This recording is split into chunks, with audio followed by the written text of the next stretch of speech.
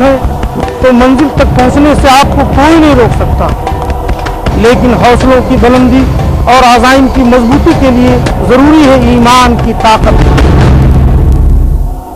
और ईमान की ताकत हासिल करने के लिए आइए हमारे साथ और देखिए प्रोग्राम इस्लाम की नज़र में। इस्लाम की नज़र में हर मंगल रात 10:30 बजे इंडिया में और रात 8 बजे सऊदी अरेबिया में पीस टीवी उर्दू पर।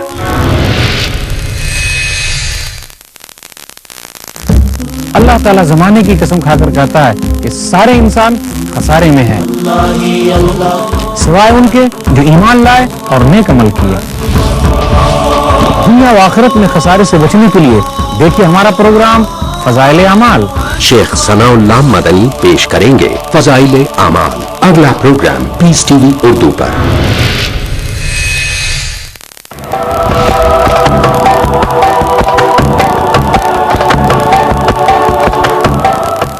ये किताब लोगों के लिए हिदायत है, ये किताब लोगों के लिए गाइडेंस और रहनुमाई की चीज है।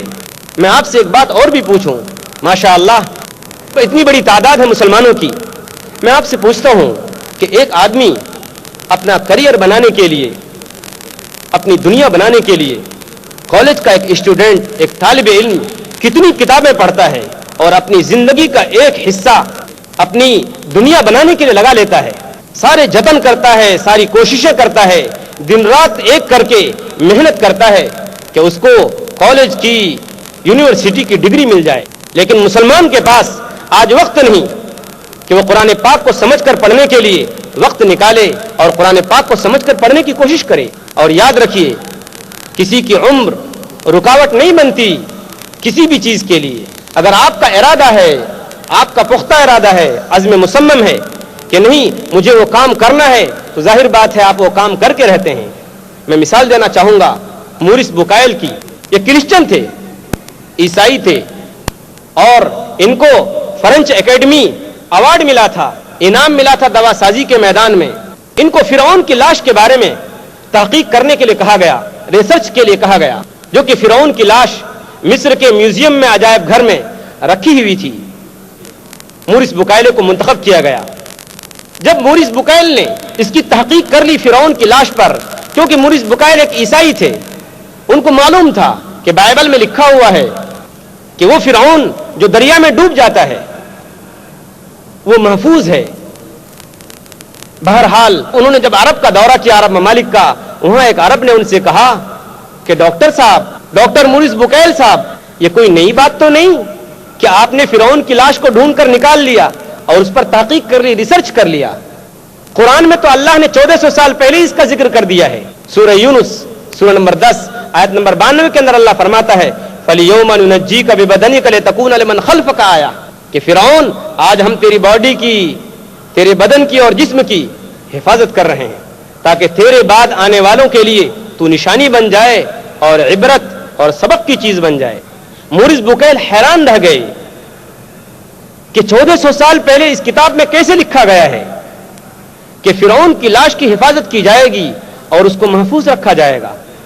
और फिर उन्होंने कुरान पाक का तर्जुमा पढ़ा और तर्जुमा पढ़कर इतना मुतासिर हुए, इतना मुतासिर हुए, इतना उन पर असर पड़ा कि उन्होंने अपने दिल में ठान ली कि नहीं, मुझको कुरान पाक को उसकी असल लैंग्वेज और असल जबान में समझना है।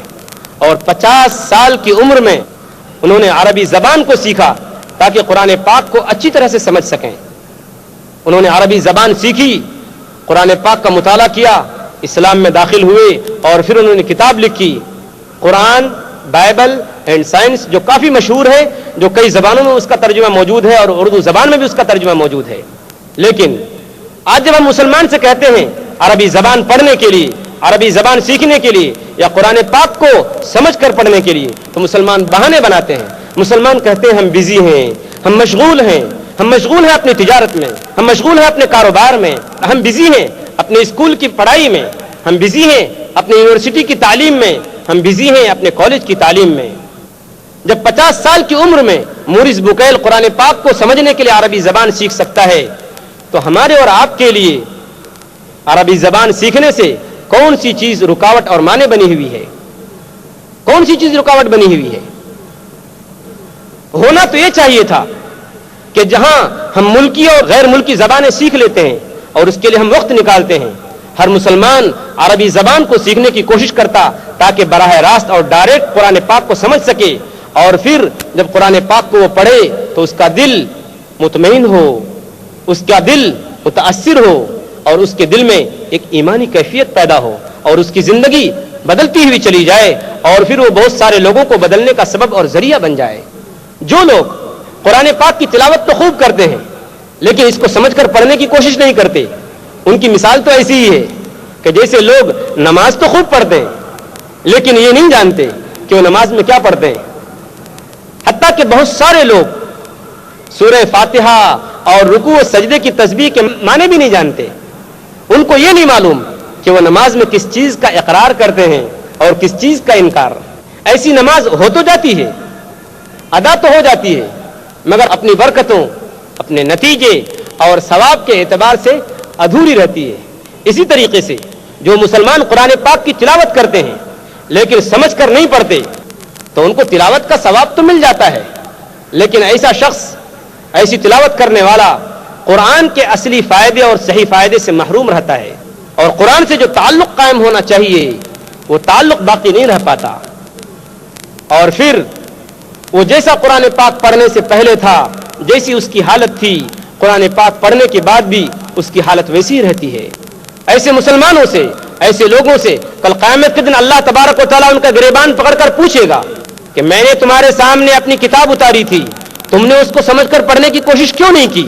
تو میں مسلمانوں سے پوچھتا ہوں کہ کل قیامت کے دن ہم کیا جواب دے سکیں گے اللہ کے سامنے، اور کون سا عذر پیش کر سکیں گے، کون سا بہانہ ڈھونڈیں گے کہ ہم قرآن پاک کو سمجھ کر پڑھنے کے لیے وقت نہ نکال سکے؟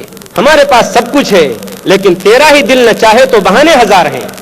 اگر ہمارا اور آپ کا دل ہی نہ چاہے تو بہت سارے بہانے ہیں۔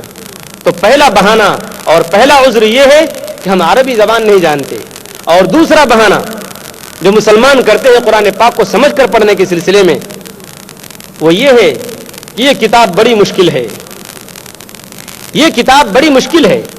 مسلمانوں میں غلط فہمی عام طور پر پائی جاتی ہے کہ قرآن پاک بڑی مشکل کتاب ہے، بڑی پیچیدہ کتاب ہے، اس کو سمجھنا ہر ایک کی بس کی بات نہیں، صرف علماء ہی اس کو سمجھ سکتے ہیں۔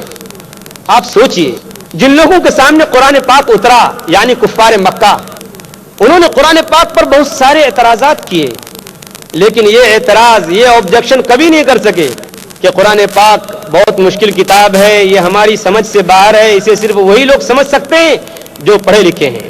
قرآن پاک کو مشکل ہونا، قرآن پاک کے بارے میں مشکل کتاب ہونے کا تصور صرف وہی مسلمان کر سکتا ہے جس نے قرآن پاک کو پڑھنے کی کبھی کوشش ہی نہیں کی ہے، قرآن پاک کو سمجھ کر پڑھنے کی کبھی کوشش نہیں کی۔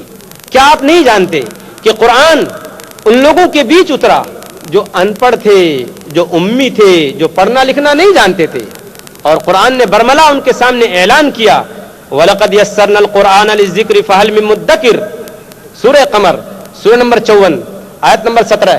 اسی طریقے سے آیت نمبر 22، آیت نمبر 32، آیت نمبر 40 کے اندر ایک سورت میں 4 جگہوں پر اللہ تبارک و تعالیٰ نے یہ بات بیان فرمائی کہ اے لوگو، قرآن کو ہم نے نصیحت کے لیے آسان کر دیا ہے، تو ہے کوئی نصیحت حاصل کرنے والا؟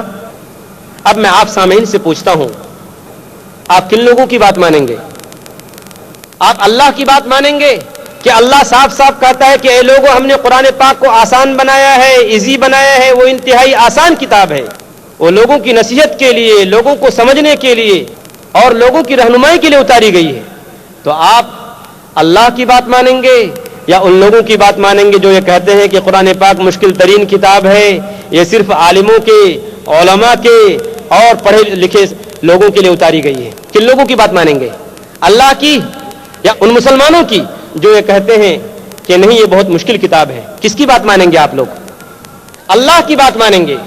جب اللہ کی بات مانیں گے تو یاد رکھیے، صحیح بات یہ ہے کہ جو شخص بھی نیک نیتی کے ساتھ، اچھی نیت کے ساتھ، اچھے ارادے کے ساتھ قرآن پاک کو پڑھنے کی کوشش کرے گا، وہ قرآن پاک کی نصیحت سے فائدہ اٹھائے گا، قرآن پاک کی یاد دہانی سے فائدہ اٹھائے گا، اور قرآن پاک کی نصیحت سے فائدہ اٹھائے بغیر نہیں رہ سکے گا، اور یہی قرآن پاک کا بنیادی مقصد ہے۔